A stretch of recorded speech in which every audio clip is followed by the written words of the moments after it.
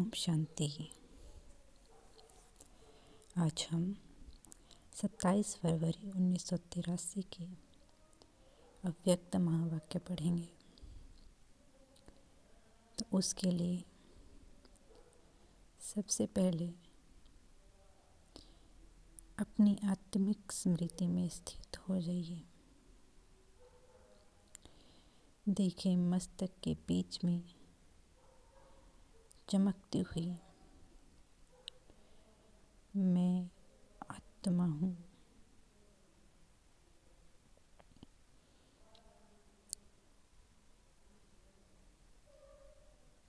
स्वयं भगवान से मिलन मेला बनाने वाली मैं पद्मा पदम भाग्यशाली आत्मा हूँ। संगम युग पर भगवान को पाने वाली मैं श्रेष्ठ आत्मा हूँ। अभी अपनी आत्मिक स्मृति में स्थित रहते हुए ही आगे के महावाक्य सुनेंगे। संगम युग पर श्रृंगार हुआ मधुर अलौकिक मेला। आज बाप और बच्चे मिलन मेला मना रहे हैं। मेले में बहुत ही वैरायटी और सुंदर सुंदर वस्तु, बहुत सुंदर सजावट और एक दो में मिलना होता है। बाप दादा इस मधुर मेले में क्या देख रहे हैं? ऐसा अलौकिक श्रृंगार हुआ मेला सिवाय संगम युग के कोई मना नहीं सकता। हर एक दो से विशेष श्रृंगारे हुए अमूल्य रतन हैं। अपने श्रृंगार को जानते हो ना? सभी के सिर पर कितना सुंदर लाइट का ताज चमक रहा है। इसी लाइट के क्राउन के बीच आत्मा की निशानी कितनी चमकती हुई मणिमुआफिक चमक रही है। अपना ताजधारी स्वरूप देख रहे हो? हर एक दिव्य गुणों के श्रृंगार से कितनी सुंदर सजी सजाई मूर्त हो। ऐसा सुंदर श्रृंगार जिससे विश्व की सर्वात्माएं आपकी तरफ न चाहते हुए भी स्वतः ही आकर्षित होती हैं। ऐसा श्रेष्ठ अविनाशी श्रृंगार किया है जो इस समय के श्रृंगार के यादगार आपके जड़ चित्रों को भी सदा ही भक्त लोग सुंदर से सुंदर सजाते रहेंगे। अभी का श्रृंगार आधा कल्प चैतन्य देव आत्माओं के रूप में श्रृंगारे जाएंगे और आधा कल्प जड़ चित्रों के रूप में श्रृंगारे जाएंगे। ऐसा विनाशी श्रृंगार बाप दादा द्वारा सर्व बच्चों का अभी हो गया है। बाप दादा आज हर बच्चे के तीनों ही स्वरूप, वर्तमान और अपने राज्य का देव आत्मा का और फिर भक्ति मार्ग में यादगार चित्र, तीनों ही स्वरूप हर एक बच्चे के देख हर्षित हो रहे हैं। आप सब भी अपने तीनों रूपों को जान गए हो ना? तीनों ही अपने रूप नॉलेज के चित्र द्वारा देखे हुए हैं ना?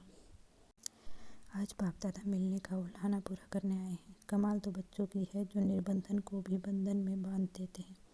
बाप दादा को भी हिसाब सिखा देते हैं कि इस हिसाब से मिलो। तो जादूगर कौन हुए? बच्चे व बाप। ऐसा स्नेह का जादू बच्चे बाप को लगाते हैं जो बाप को सिवाय बच्चों की ओर कुछ सोचता ही नहीं। निरंतर बच्चों को याद करते हैं। तुम सब खाते हो तो भी एक का आह्वान करते हो।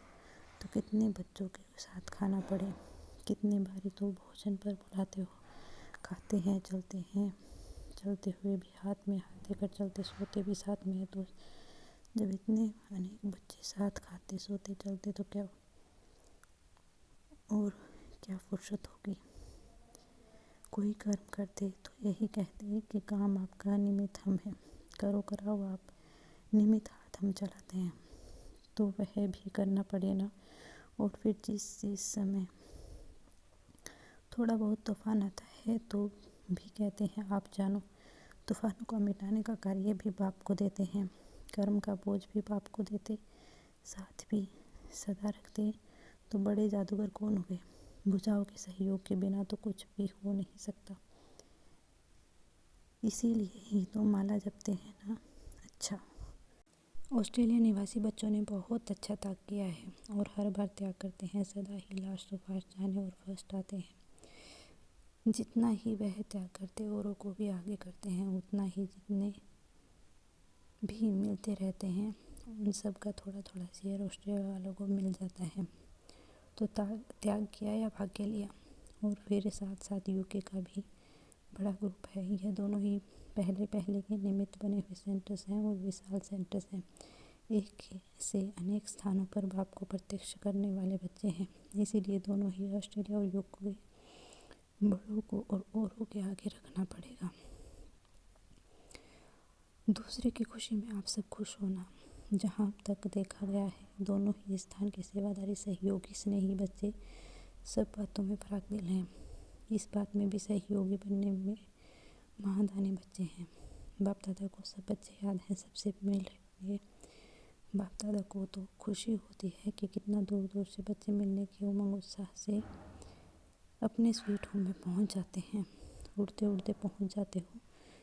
भले स्थूल में किसी भी देश के हैं, लेकिन है तो सब एक देशी, सब ही एक हैं। एक बाप, एक देश, एक मत, एक स्थिति में स्थित रहने वाले। यह तो निमित्त मात्र देश का नाम लेकर थोड़ा समय मिलने के लिए कहा जाता है। हो सब एक देशी। सागर के हिसाब में भी इस समय तो सब मधुबन निवासी हैं। मधुबन निवासी अपने को समझना अच्छा लगता है ना। नए स्थान पर सेवा की सफलता का आधार। जब भी किसी नए स्थान पर सेवा शुरू करते हो तो एक ही समय पर सब प्रकार की सेवा करो। मनसा में सुभावना, वाणी में बाप से संबंध जुड़वाने और सुभावना के श्रेष्ठ बोल और संबंध संपर्क में आने से स्नेह और शक्ति के रूप में आकर्षित करो। ऐसे ही सर्व प्रकार की सेवा से सफलता को पाएंगे। सिर्फ वाणी से नहीं, लेकिन एक ही समय साथ साथ सेवा हो, ऐसा प्लान बनाओ। क्योंकि किसी की भी सर्विस करने के लिए विशेष स्वयं को स्टेज पर स्थित करना पड़ता है। सेवा में रिजल्ट कुछ भी हो, लेकिन सेवा के हर कदम में कल्याण भरा हुआ है। एक भी यहाँ तक पहुँच जाए, यह भी सफलता है। इसी निश्चय के आधार पर सेवा करते चलो। सफलता तो समाई हुई है ही, अनेक आत्माओं के भाग्य की लकीर खींचने के निमित्त है। ऐसी विशेष आत्मा समझकर सेवा करते चलो। अच्छा, ओम शांति। शुक्रिया बाबा, शुक्रिया आप सभी का।